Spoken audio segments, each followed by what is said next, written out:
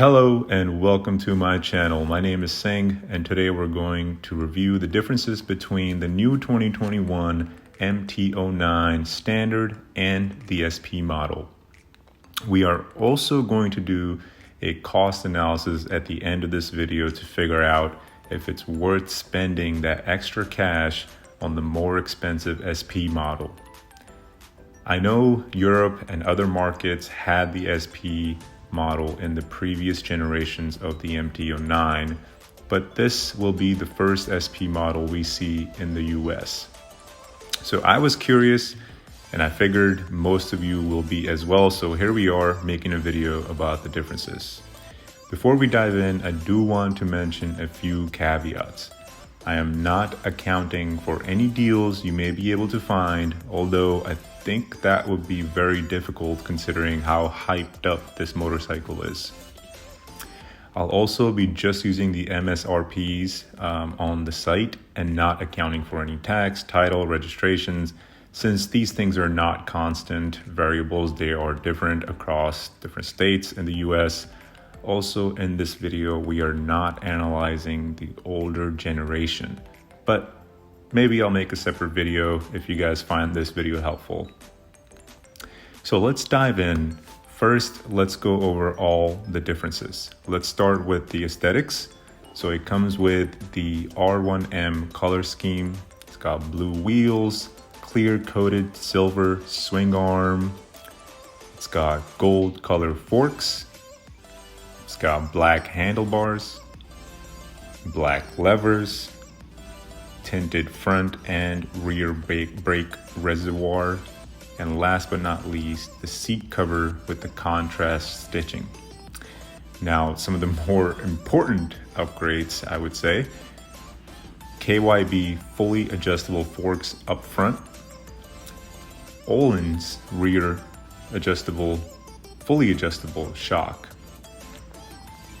and of course the cruise control. So those are all the differences. Not many, most of them are aesthetic, but I do believe they have some pretty interesting and very important upgrades in the suspension department. So why don't we dive into the differences and the cost of these parts.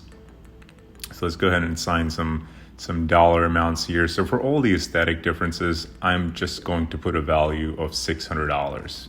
If you want to value it a little bit more, a little bit less, go ahead and do that. But I am going to value it $600.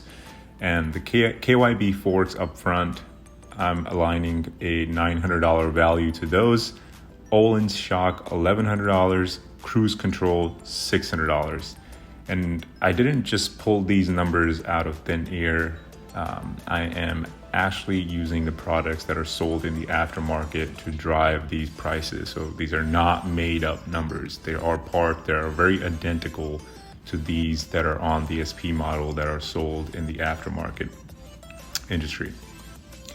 So all these parts total up to $3,200. Meaning if you buy the standard MT-09 and add these or similar parts, you're looking at $12,599, which would be $1,600 more expensive than just buying the SP model. Now, we all don't want top of the line, best specs, whatever, right? What if you don't care about the aesthetics? You don't care about the premium suspension that the SP model comes with. Well, you do have options. Right? That's what the aftermarket is for. So let's review that.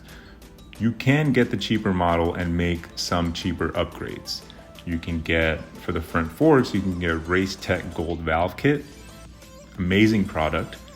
You can get K-Tech Razor R light shock in the rear. Again, it won't have the adjustability as the Öhlins. The Race Tech suspension will have only the adjustability that the standard forks come with. So you're not getting top of the line specs here, right? But these are really, really good upgrades for the street. So this will cost you about $875. Now this doesn't include labor. Again, labor prices will be different where you go, so I'm not accounting for that here. So let's just consider that, right? So for the sake of argument, let's just exclude labor, and then let's say you buy the standard model and you make these upgrades to that standard model, you would be about $725 cheaper than the SP model. Well, we are not done yet. Let's talk about the elephant in the room, cruise control. Do you really need or want the cruise control? There is a company in Australia who sells cruise controls for motorcycles that cost about $600 before shipping over to us. So if you decide to just buy the standard, you really want the cruise control, and then you change your mind down the line and you buy that cruise control. And again, I'm not accounting for shipping and taxes or whatever. $600 is what we're going to use here. You would still be about $125 cheaper than the SP model. Is saving $125 really worth all the hassle of buying and installing all these aftermarket parts? If you ask for my opinion, would I do it? No, not to me. If I was in the market for the new MT-09, I would bite the bullet and swing for the SP model.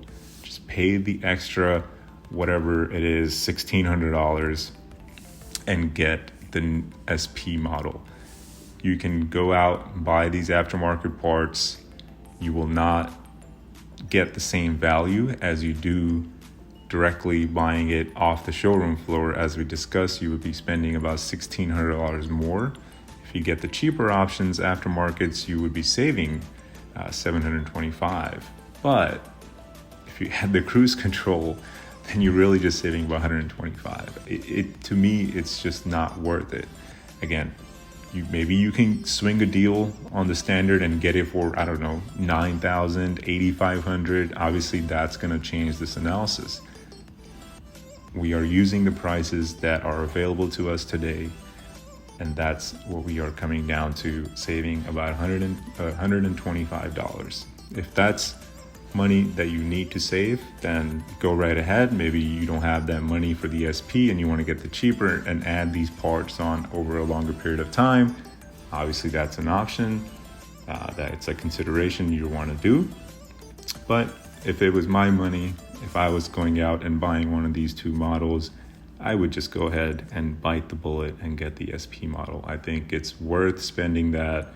You're getting a really high quality KYB forks and really high quality Öhlins shock, cruise control right out of the factory.